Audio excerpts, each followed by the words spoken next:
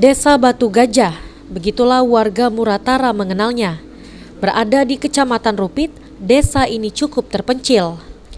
Asal-muasal nama desa Batu Gajah ini diambil karena dekat Sungai Rupit dan ada suatu bongkahan batu yang berukuran besar dengan luas 7 meter dan ketinggian 7 meter.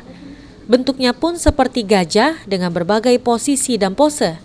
Ada yang menelungkup, berdiri, rebahan dan sebagainya, seolah lengkap dengan mata, telinga dan belalai.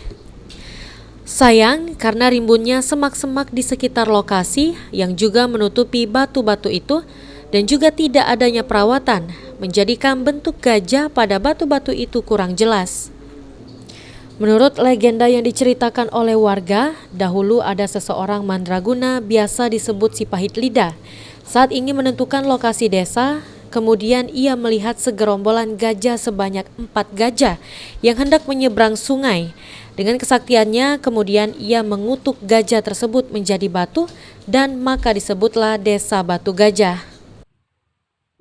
Dusun Batu Gajah sebelum jadi dusun masih rimbo.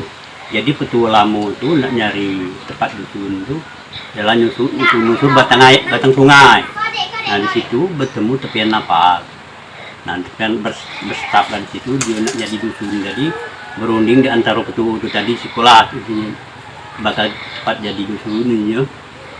Nah rupanya di tempat pelabuhannya itu ada turunan gajah. Jadi gajah itu turun tuh nak nyeberang sungai Batang Rupi itu di tempat pelabuhan itu. Nah di situ disupalah oleh Pahit Lidah gajah waktu nak turun ke sungai itu tadi. Maka itulah gajah itu jadi batu, disupanya jadi batu. Nah, jadi dusun Batu Gajah kok itulah disebut orang jadi dusun Batu Gajah. Nah, oleh karena gajah itu berstaf di situ tadi. Nah turunan gajah itu gajah disupa Pahit Lidah jadi batu. Warga berharap kepada pemerintah Batu Gajah yang diyakini warga setempat hingga terbentuknya desa dapat ada pembangunan fasilitas agar Batu Gajah ini bisa menjadi salah satu ikon di desa Batu Gajah tersebut. Adi Arianza, PAL TV.